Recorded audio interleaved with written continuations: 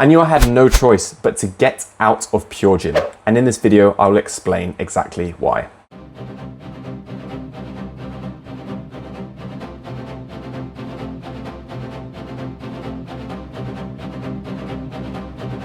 Hey guys, if you're new here, welcome to the channel. My name is Matthew and I'm a fitness coach at Base Bangkok. I've been a fitness coach now for about 4 years and I made my fitness industry debut, if you like, in Thailand. But in 2023, I decided to take the leap of faith and leave Thailand, move to Reading in England and work at PureGym. So I was at PureGym for 1 year. You've seen the title of this video, so obviously you know that I'm no longer there, but I just thought I would share my thoughts, my opinions on PureGym from an employee point of view, and also just kind of give the positives and the negatives of my experience there as a fitness coach. This video is best suited for fitness coaches, perhaps you're newly qualified and you're thinking about joining a gym to kickstart your career in the fitness industry. So hopefully by the end of this, you'll have a much better idea of what PureGym is like. So firstly, let's start with the positives about PureGym. So before I joined, I thought it would be a very cutthroat environment. I thought that coaches would be competing directly against each other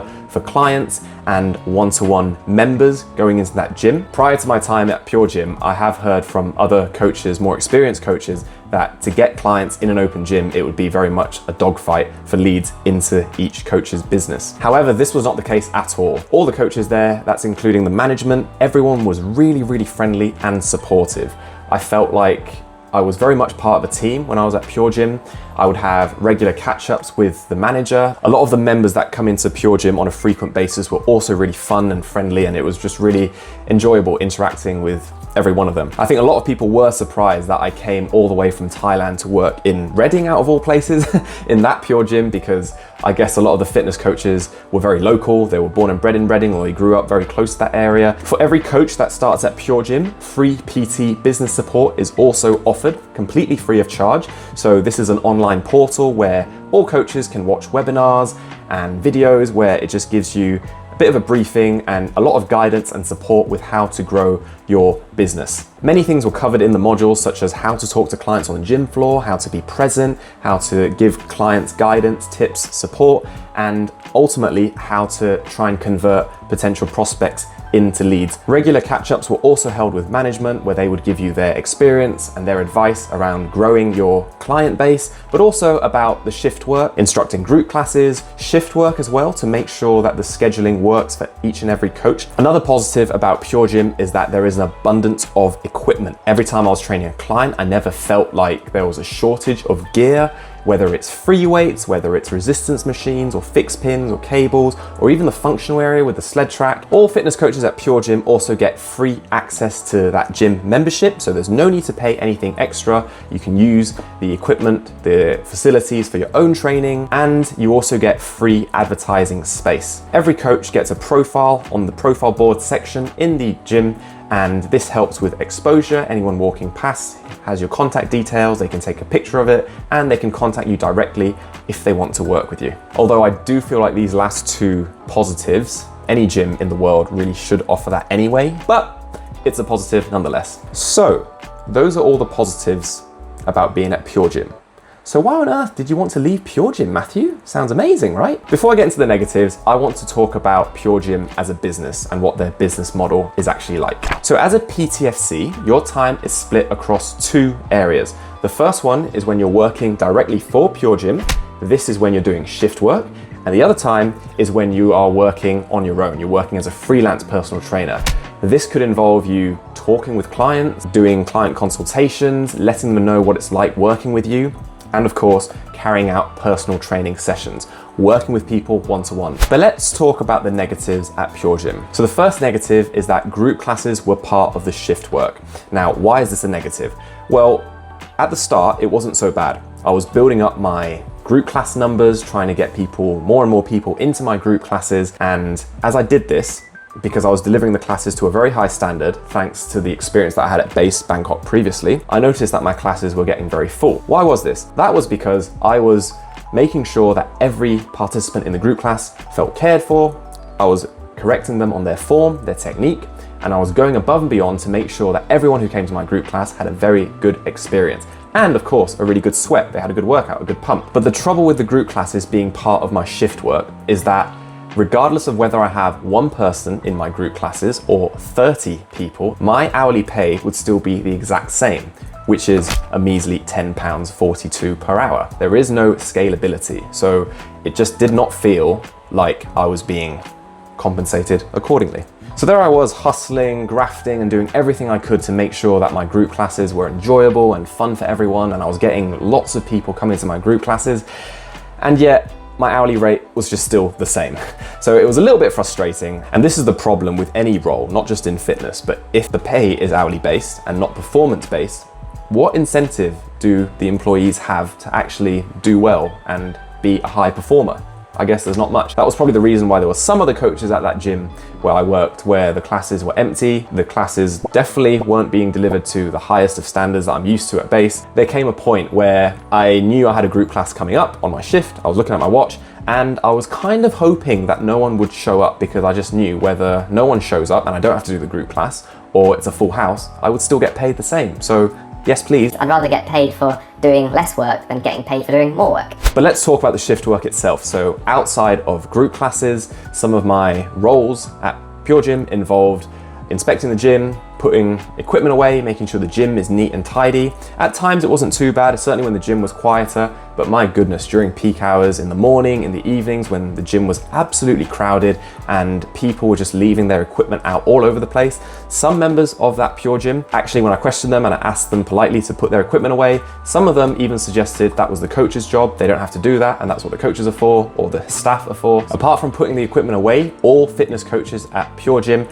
has to do cleaning. Got to get a mop out and a bucket or a towel or a rag, whatever, and just clean the equipment, certain bits of equipment, to make sure it's in tip-top condition, free from dust, free from sweat, and making sure the equipment looks very, very shiny and clean, all while doing this for minimum wage. And I have no shame in doing this as a role, and that's the reason why I put overlay footage of me cleaning. No problem with this, because I know that if anyone wants to achieve success or get to an ultimate kind of high, you've got to start at the bottom. You've got to do the dirty work at times. I look at people like Jeff Bezos, he worked at McDonald's at one point. James Smith, the personal trainer, he was out knocking on doors and cold calling people and was just getting sworn at. So I completely understand that you have to start from somewhere. You've got to start from quite low down in order to get to the top or where you want to be. Outside from group classes and cleaning, responsibilities on shift would also include carrying out induction sessions. So these are free 30-minute sessions where you might show people around the gym, have a tour of the gym, or there might be a very short, learn to deadlift, learn to squat, learn to bench workshop, where small groups of people turn up and just learn the very basics of weightlifting. The idea of PureGym putting these induction sessions in every coach's schedule in their shift was so that people can have an idea of what it's like working with that coach. If they feel like the taster session was valuable, then they can work with the coach one-to-one. However, in my experience at PureGym, this backfired a little bit, because there were certainly some people that would use and abuse those induction sessions to the fullest. There were some people that would come to my induction session and then later on in the week, they would go to another one that I ran, or they would go to another coach, a colleague of mine, and basically ask them more questions and just get as much free value as possible without actually wanting to pay for it. I did actually mention this to my manager, and she suggested that I can turn them down or decline them and say, no, you've already done one of these induction sessions. Outside of these three things, so group classes, cleaning and induction sessions on shift, there wasn't really much else to do.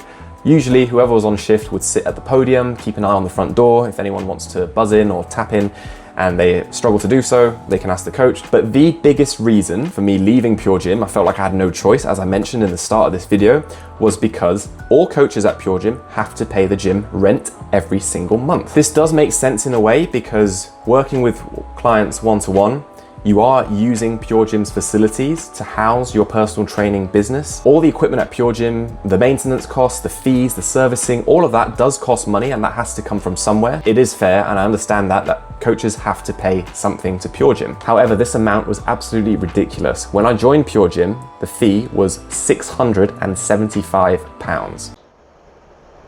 £675. pounds. So what's kind of crazy is that this rent that I owed to PureGym every single month was actually more than my housing rent. So my housing rent, I got a very good deal on it. It was £625. This was a shared house. I mean, that's a whole nother video, which I actually have created. I'll link it at the end of this one, the reasons why I had to leave England. PureGym's rent was higher than my housing rent. That just sums it up. So to cover these two massive expenses with housing and obviously with PureGym, I had to work all the time. There was no way I could take any time off, take any holidays. I had to do overtime with my shifts. So like I said, every coach gets contracted 12 hours every week. I was trying to speak with management, trying to do overtime, 16, 20 hours per week, just to do anything possible to try and keep myself afloat. And this is probably the biggest reason why I felt like I had to leave PureGym. I had no choice. It felt like it didn't feel like I was losing money every single month. I'd never been in that position before where I was working tirelessly, working really, really hard, and actually still losing money. And this is despite me keeping expenses to the bare minimum. So doing grocery shopping at budget supermarkets, hardly going out to eat, and literally just keeping my head down, working, trying to get new clients, trying to, help them achieve their goals, waking up really, really early, finishing work really late, sometimes finishing my shifts at 10 p.m. and having to walk home in the rain. So honestly, it's very simple. With any business, if they cannot meet costs and they never ever break even, that business will just not exist. It was the same thing for me at PureGym. My personal training business, my expenses were too high and I just felt like it wasn't sustainable. I couldn't carry on that way. I didn't want to keep living like that, where I was just working non-stop and I just felt like I was not being compensated in any way. I remember speaking to people around me that year I had in England about PureGym and their business model and how much rent they charge, and they just looked at me in disbelief. They were gobsmacked, and one of them even said, is this legal? Surely should count as employee exploitation. And someone else said it's a great business model for PureGym. They're just bleeding their employees dry. I think I started noticing the warning signs when a few months into my time at PureGym, and I realized I was probably one of the only coaches who didn't have a second job. So a lot of my colleagues, once they would finish a shift or training a client at PureGym, they would have to go into town, maybe working in retail, working a second job, just in order to make ends meet. I think there were one or two coaches that had PureGym as their only job, but those were coaches who had been in the industry for 15, 20 years. They had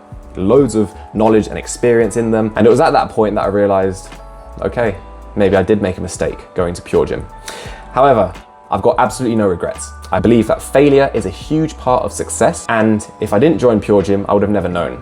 Now, in PureGym's defense, I don't want to attack them completely. I knew what the rent was like before I joined PureGym. They did tell me that in the interview when I told them I would take the job, but that £675, the funny thing is it actually increased to £700, I think about 6 months after I was there. So not only that, they increased the rent, but what they also did was they stopped coaches doing overtime with the shift work. So what this means is those hours, they would rather hire another coach in because that's just another stream of revenue for them. That's another rent payment that has to be made from another coach. With PureGym, I just find it crazy how they can advertise, keep 100% of your PT earnings, which is just incredibly misleading and not true. It's like me trying to sell a sports car to someone and saying, this car is free, but if you want the keys to access the car and drive the car, then you need to pay $1 million. Aside from the crazy rent, I remember there were times when I was actually on shift and the gym itself, I guess, is a little bit rough. I said earlier that I got on with a lot of the members at PureGym, and I did, but there were some moments where I think there was a physical fight that broke out. But to be honest, when the monthly membership fee is £25 a month and it is deemed a low-cost gym, I've said it before, but it's very difficult to compare PureGym with Base Bangkok. Completely different ends of the spectrum. One is a very reputable and a respected gym in the center of Bangkok, and the other one is an open gym, a budget gym. Like I said, some really good moments that I had with members at PureGym. I interacted with some of them, and I even worked out with one or two on a frequent basis, which was great fun. But those moments where I got shouted at and I witnessed the physical fights, I just thought, wow, this is a far cry from Base Bangkok. If you're still around at this point in the video, thanks so much for watching. And like I said, I've had some very enjoyable and fun moments at PureGym, especially when I ran group classes and I interacted with a lot of members. Even when I was walking around outside of shifts and I saw coaches, fellow colleagues, there were a lot of good moments that we shared, a lot of fun moments where we laughed together and we, had a bit of chit chat in the staff room and catch ups for lunch. Unfortunately, I just couldn't really sustain myself at PureGym. Hopefully you found this video useful. Feel free to drop a like and drop a comment down below. Let me know your thoughts. And if you want to see the video that I released about the reasons why I left England, then feel free to click over here. If you want to see more travel content that I'm based in Thailand, feel free to press subscribe over here. And I will see you in the next video. Bye-bye.